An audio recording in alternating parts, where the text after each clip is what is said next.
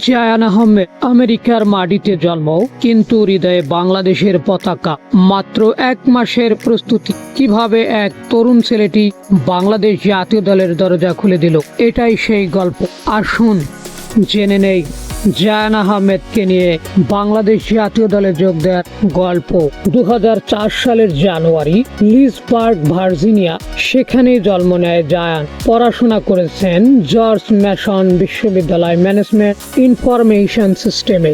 মাঠে তার পরিচয় লেফট ব্যাক ও উইং। ছোটবেলা থেকেই বল ছিল তার সঙ্গী, কিন্তু তার লক্ষ্য ছিল আরো বড়, বাংলাদেশের হয়ে খেলা। 2025 বাবার সঙ্গে হাজির হন বাংলাদেশ ফুটবল ফেডারেশনের ট্রায়ালে।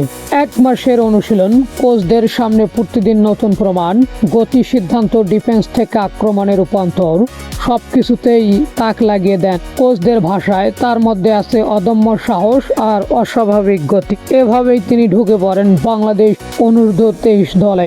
জায়ানের সব থেকে বড় শক্তি তার ট্রানজিশন। ডিফেন্সে শক্ত অবস্থান থেকে মুহূর্তে দৌড়ে চলে যান আক্রমণে। তার স্পিড, স্টামিনা এবং কট ব্যাক পাস প্রতিপক্ষকে বিভ্রান্ত করে। লাইন কাটার ক্ষমতা, আক্রমণ তৈরির সাহস তাকে দলের জন্য ভিন্ন মাত্রা অস্ত্র বানিয়েছে।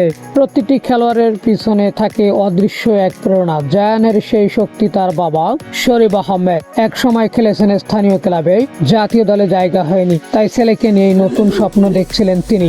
শরীফ আহমেদের চোখে জল, গলায় গর্ব। আমি জানতাম আমার ছেলে বাংলাদেশের পতাকা একদিন ওড়াবে।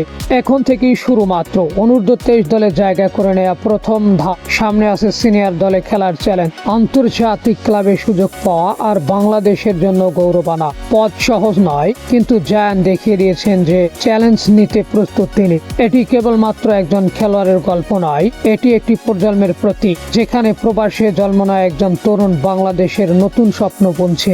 জায়ান আহমেদ, ভার্জিনিয়া থেকে ঢাকা, এক যাত্রা, এক প্রতিশ্রুতি, ভবিষ্যৎ এক নতুন তারকার হাতে।